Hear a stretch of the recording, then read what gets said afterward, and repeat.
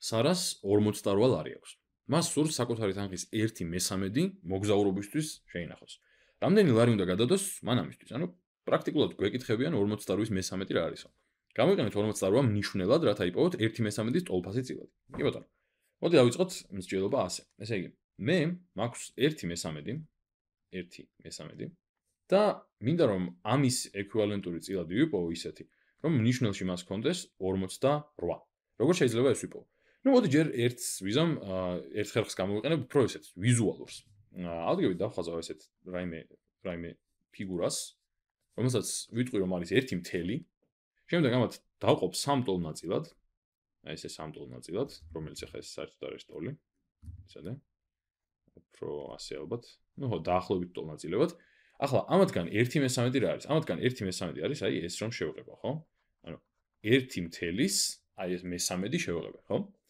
ახლა მოდი ესეთ რამეს ვიზამ. იმის ნაცვლად რომ მქონდეს მესამედები, თითოეულ მესამედს დავყოფ მე 16 ნაწილად და მაშინ 3x16 რამდენი არის? 48, ხო? ესე იგი გამოდის რომ თითოეული ნაწილი 16-ად დაიყოფა და მთელი ფიგურა დაიყოფა 48 ნაწილად. ახლა სამწუხაროდ არც ისე მარტივი არის ამის 16-ად დაყოფა, ამიტომ უბრალოდ წარმოვიდგინოთ ესე ხაზებს გავავლებ და უბრალოდ წარმოვიდგინოთ რომ აქ არის 16 ნაწილი, ანუ იმას დავაწერთ კიდეც. ეს არის ეს სულ არის 16 და ანალოგიურად ყველა დავყოფ 16 ნაწილად, ესე. ანუ აქაც გვაქვს 16, ესე. და აქაც გვაქვს 16. აი აქაც არის 16 ნაწილი. ეს. ახლა ეს ხომ იყო გაფერადებული, ამას მოდი კიდევ გაგახსენებთ რომ ეს იყო ის მესამედი რომელიც გაფერადებულია. და ახლა როგორი სიტუაცია მაქვს? ახლა მაქვს სიტუაცია რომ 3 ცალი 16 ნაწილიანი ნაწილი მაქვს და ამათგან ერთი გაფერადებული არის. ანუ სულ მე ახლა მაქვს 48 ნაწილი, იმიტომ რომ 3 ნაწილი იყო და თითოეული 16-ად დავყავი. მაქვს ახლა 48 ნაწილი და ამ 48-დან 16 არის გაფერადებული. ესე იგი გამოდის რომ 1/13, ანუ როცა 3 ნაწილიდან 1-ია გაფერადებული და 1/13 მაქვს, არის თურმე იგივე, რაც 16 48, იმიტომ რომ როცა 48 ნაწილი მაქვს და ამათგან 16 გაფერადებული არის.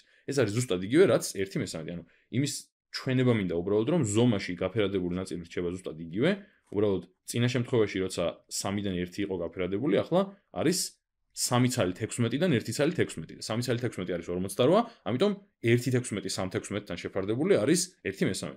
და ესე იგი გამოდის რომ პასუხი აქ არის 16/42. ანუ 16/42 არის იგივე რაც 1/13. ახლა ეს იყო ცოტა ვიზუალური მხარე. ახლა ცოტა უფრო სხვანაირი გავაკეთოთ. აი ესე შევხედოთ. როგორ უნდა მოვიქცე მე? რა უნდა გავუკეთო აი ამ 3-იანს? თქვათ ეს 16 არ გვაქვს ჯერ. თქვათ ისევ ეს 16 არ გვაქვს.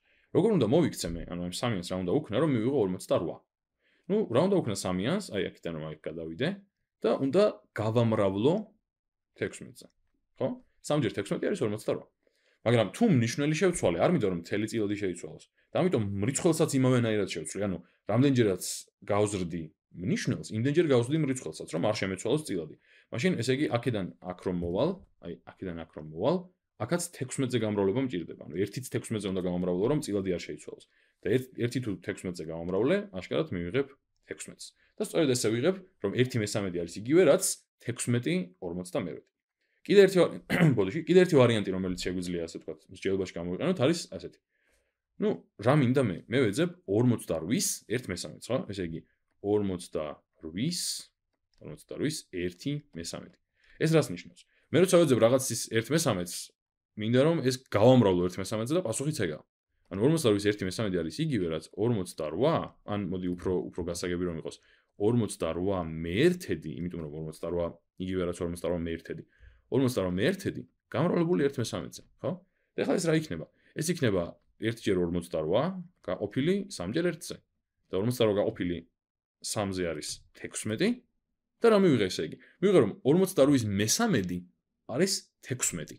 რაც კიდევ ერთხელ სასახად მეუბნება, რომ თუ მინდა 1 გავყო, კერძო თუ მინდა რომ 1/13-ის ტოლფასი წილად ვიპოვო, სადაც 48 იქნება მნიშვნელი, მაშინ 48-ის 1/13 რაც ის უნდა იყოს ზემოთ, ანუ 16. აი ესე.